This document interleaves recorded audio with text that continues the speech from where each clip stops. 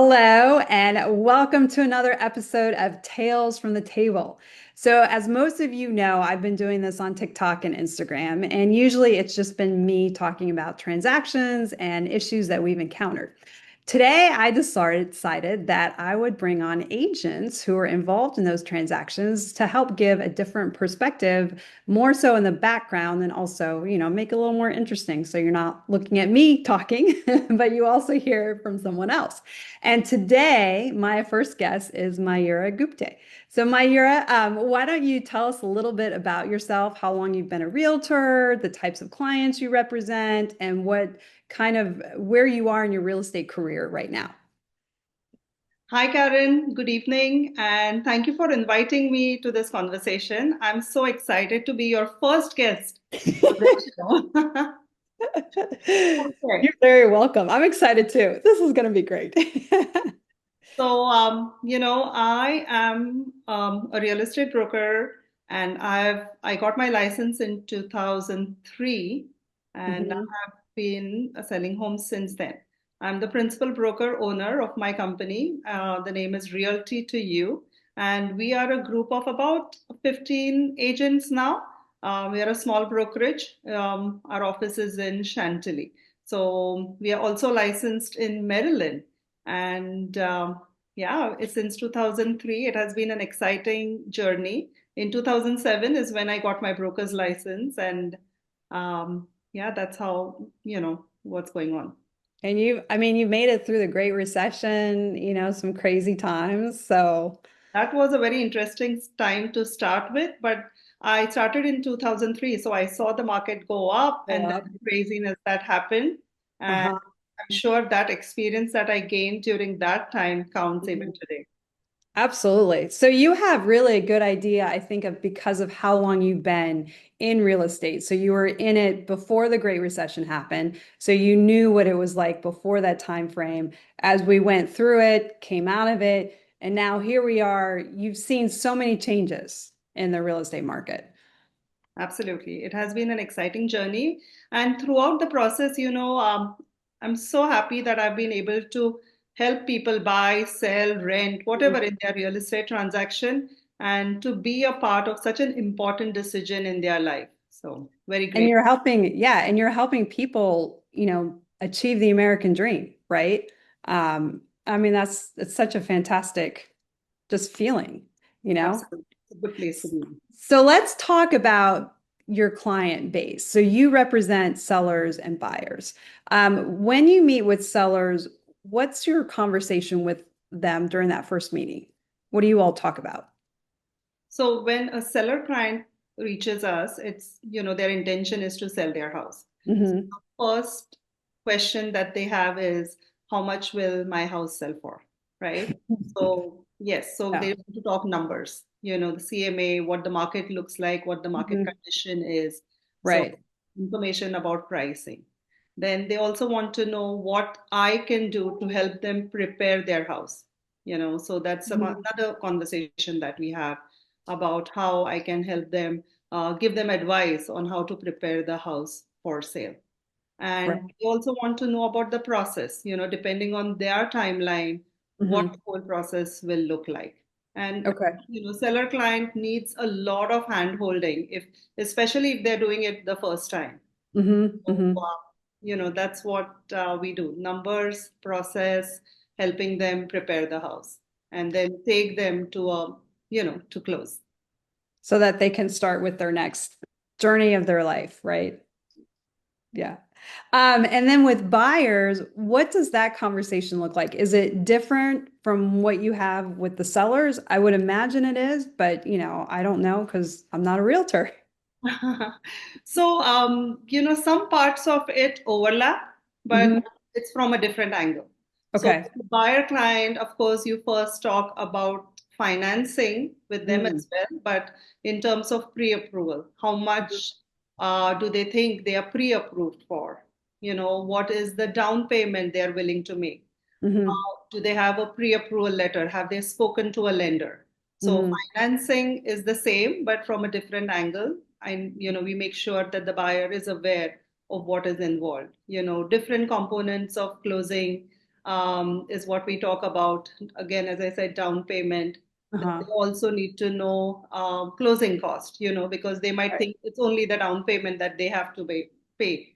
But Yes. then there's also closing costs. So we talk about that. We talk about the contract, uh, Mm-hmm. give them an overview of Mm-hmm. what the process looks like. So Mm-hmm. again, the process overlaps from like what we talk with the seller as well as buyer, but from a different angle.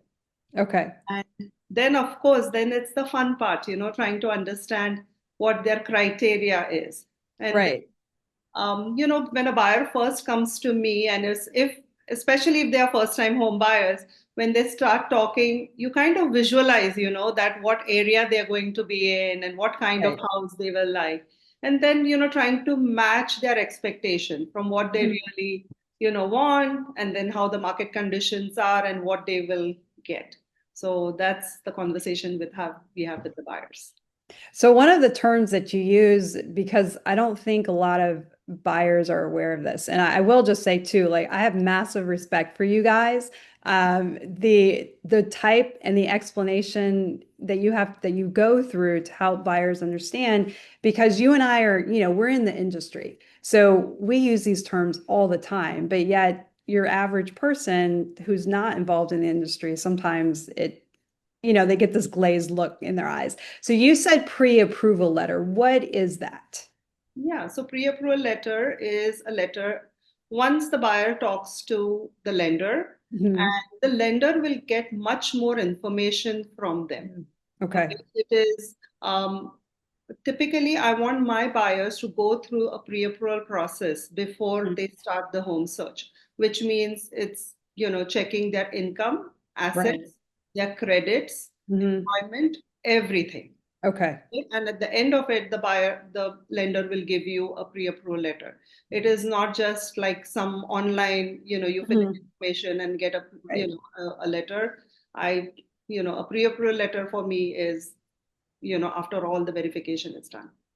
And I think from a seller perspective, a pre-approval letter, knowing that they've gone through some analysis, the lender has done some analysis of the borrower's income, their assets, things like that, gives them, I think, a little bit more assurance of the strength of the offer that's being presented. Absolutely. And being on the seller side, you of course pick up the phone and talk to the seller, to the lender, Mhm. see how much information they have about the buyer and how much process of verification they have, gone through.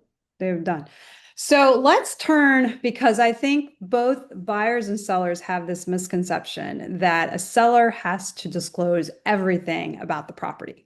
But you and I know Virginia is a buyer beware, or the Latin term is caveat emptor. And a seller doesn't always have to disclose everything. There's some exceptions, which we'll get to one of those here in a minute. And I think it was 2 years ago, we had a transaction where it really illustrated this surprise hidden disclosure that popped up. So tell me, let's talk a little bit about that. What exactly was the issue that popped up? Do you remember that one? Yeah, absolutely. So this was a house that I was selling in Vienna, and Okay. the contract was ratified, the DPOR disclosure, was signed, everything was good, and then a buyer a few days down, reaches out to me and says that there is this easement between two houses, and Hmm. the seller did not disclose that there is some kind of maintenance agreement Hmm. between these two properties. The maintenance agreement probably was, for the stormwater easement, and Hmm. if in case there was any trash or debris that were accumulated there, then both these buyers would, owners would come together, chip in some money, and Hmm. clean it off. It Right. wouldn't cost them more than maybe $200 a year, Hmm. because Hmm. it was a very clear kind of a drain between the Right. two houses. Right. So I reached out to my clients Hmm. asking them if they were aware of any such things. And they were very casual about it and said, yeah, it was just, me and my neighbor got together and this is what we decided, that if in future there is an issue, then we'll just chip in that whatever money needed to clean up that drain. Right. So then, of course, I reached out to you and your team, and you can explain further of what you guided me with. Basically, this issue had to be disclosed, right, for the new Yes. amendment. Yes. So, and it was curious because I think the way the buyer found out about it is there was a neighbor who was, I think, maybe being a little bit, I don't know, overzealous, if Yes. that's a good word to use, which Okay. it really illustrates too. Sometimes, when we're handling a transaction, there are other parties and, buyers are out there talking to everybody and Googling everything. So yeah, this was interesting because when you called me about it, at first, we pulled the easements and we're thinking, this really, it's a public, like it's recorded. There isn't anything that has to be disclosed. But then the more like you talked with your clients and we researched, then realized that the Virginia Residential Property Disclosure Act, which is what says the seller has to say, hey, I'm telling you, I don't have to disclose anything about this property except in a certain situation. And one of the situations was this one because it had just been amended to require sellers to disclose if they had a private maintenance agreement for a stormwater. And so I think you and we talked a lot about what do we do? Do we disclose? Do we not disclose? And I think ultimately, after speaking with the sellers, we said, I think we should disclose because the result, if you don't, is that the buyer could back out. And we didn't want the buyer to back out on the day of settlement. We wanted to know ahead of time, hey, if you're going to back out, we want to know now so we can put it back on the market. Correct. And so we, typed up an amendment and then we sent it to them saying that, okay, we are disclosing, this is the Right. maintenance agreement. And basically they have a 3-day right of rescission after that, right? Yeah, right. Yeah. So the buyer got that notice, acknowledged it, and still continued with the sale. So Yes. And was the right. ultimately it closed. Yeah. Oh, yes, that definitely closed with the same buyer. Yeah. But things that we kind of figure out and learn in this transaction, which is now this is a question in my listing, Mhm. I get listing information from the seller. This is Right. one of the questions, like, do you have any agreement with, the property, surrounding property? Right. And it's interesting when you learn these things, these issues that pop up, how you then tweak your process to make sure that it gets addressed in the future because you know it's going to happen again, Yes. right? But You don't want it to happen your again. seller clients can benefit out of this. Oh yes, yeah. And I think too, ultimately the buyer and the seller, I think they talked. And I think that helped the buyer because Is they were really, I think they were really nervous and just very anxious. And I think them talking with the seller too helped because the seller was able to answer, their questions and say, oh, hey, this really isn't that big of a deal. Like your neighbor's trying to make it seem. yes. True. Which was yes. So then recently too, just continuing the theme of hidden disclosures, we just closed a transaction that had a surprise hidden disclosure for an inactive HOA. Um, and these buyers, I think, what were they? Were they seasoned buyers? Were they new buyers? Where did they fall in the realm of buyers on that pendulum? So these were first-time home buyers. Wow. First-time home buyers, but very savvy first-time home buyers that did their research and understood what was going on. Also, they were open to listen to you and take advice. Hmm. So, Hmm. they were willing to listen and go accordingly. I So, think it's because they trusted you. yeah, I'm just, grateful for that, that that we could Yeah, complete the transaction. Uh, yeah. But yeah, just some information about this particular transaction, as probably already have a good idea. Hmm. Um, a few days in, we ratified the contract, Right. and I got a message from you Hmm. saying that there was something on the title search that came up about a stormwater easement. Yes. Correct, stormwater easement.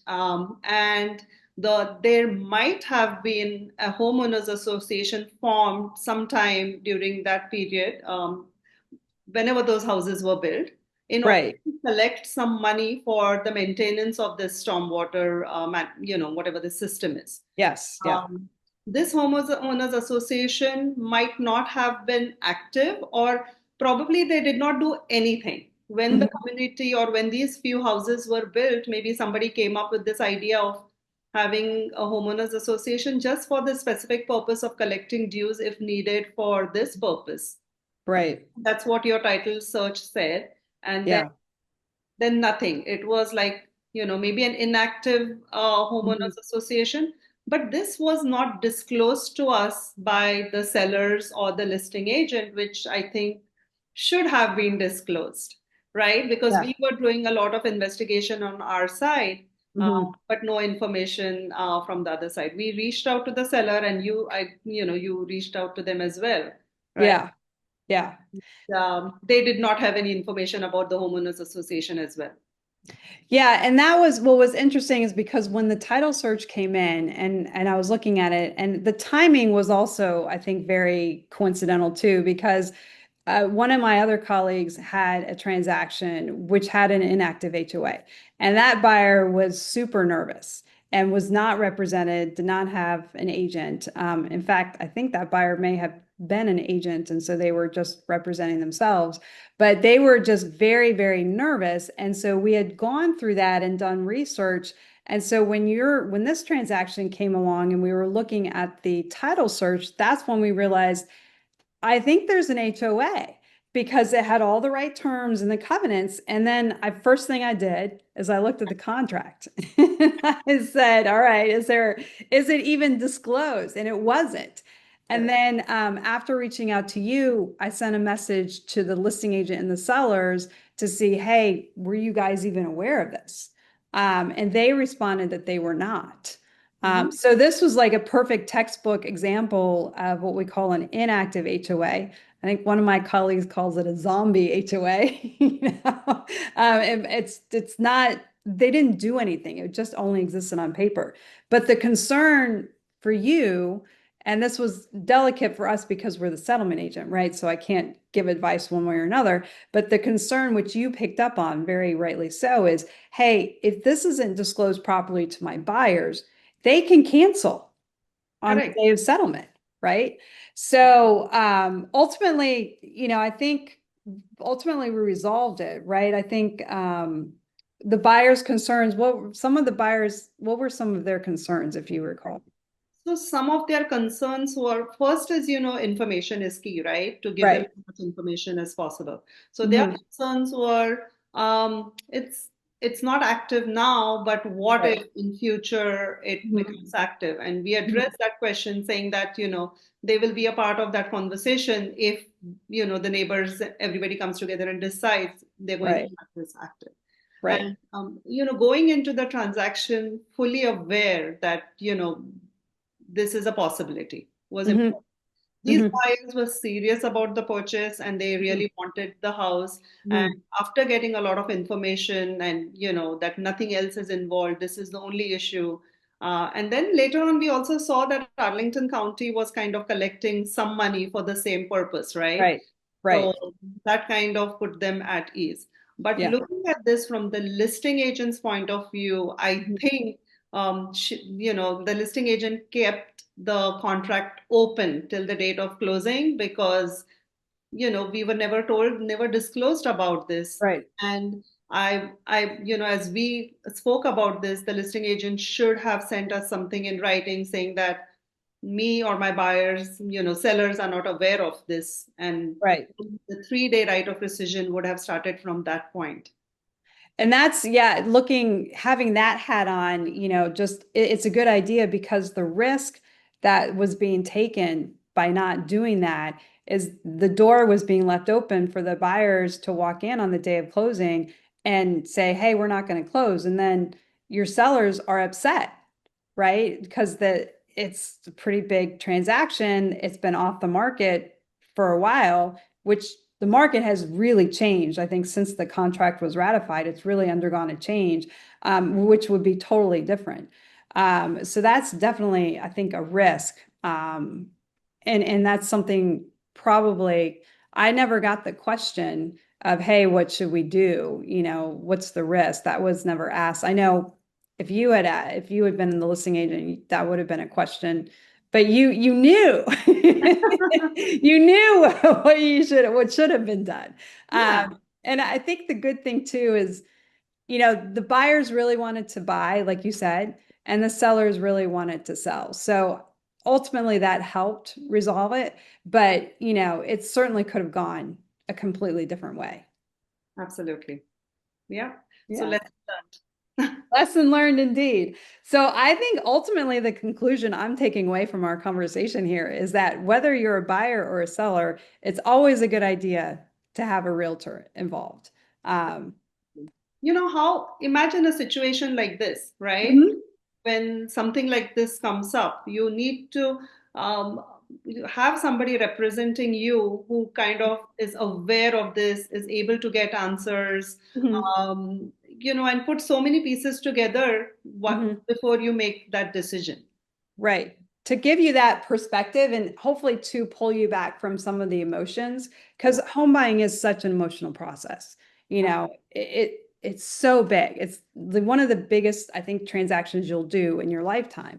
And so to have a trusted person there to help guide you is critical. It's very critical.